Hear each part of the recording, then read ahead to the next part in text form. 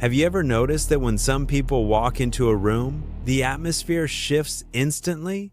They haven't said a word.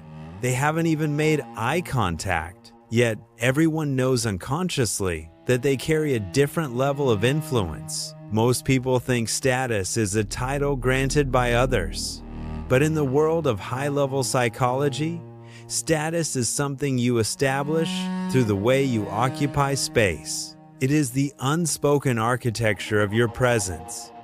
Psychologists call this spatial awareness. At our core, we are still biological creatures, reading the environment for signals of stability. In any setting, the person who feels most at home is perceived as the one in control. When you unconsciously shrink, tuck your elbows in, or occupy only the edge of your seat, you are broadcasting that you are less authoritative in that environment. You aren't being small because you're polite.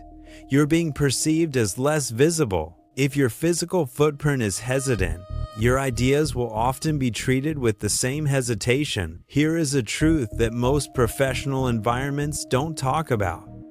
Authority is not recognized in those who are highly accommodating at their own expense. If you are the person who always rushes to clear your path for others, or the one who constantly shrinks your workspace to avoid being in the way, you are signaling that your space is less valuable than theirs. High-status individuals aren't rude, but they are un-rushable. They treat every environment with a sense of calm ownership. Because they respect their own space, everyone else instinctively begins to respect it too. This happens because of a concept called psychological weight. Think of a high-level executive's office.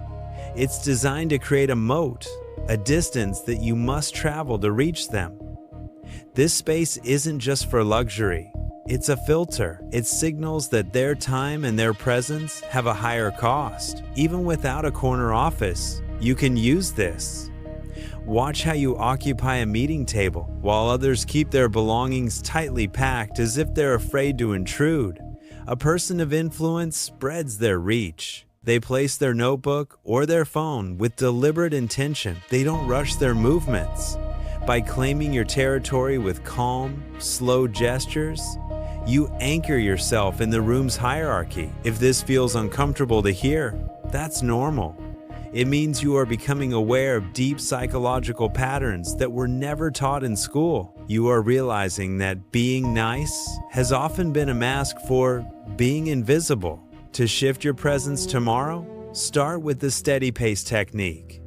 When you walk through a hallway or enter a room, do not rush.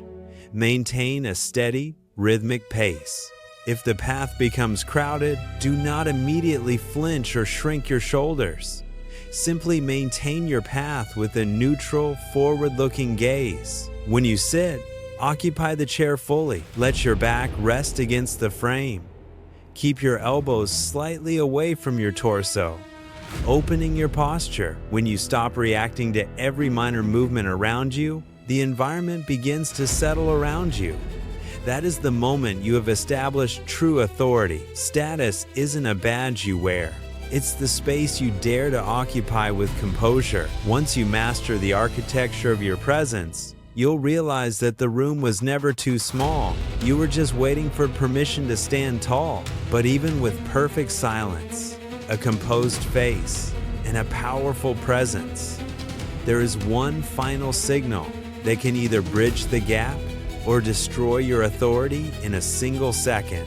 It's hidden in the frequencies of your voice. In our next episode, we will discuss the voice of command, how to stop sounding like you're seeking approval and start sounding like the one who sets the tone. Subscribe to master the final pillar of influence. I'll see you in the next one.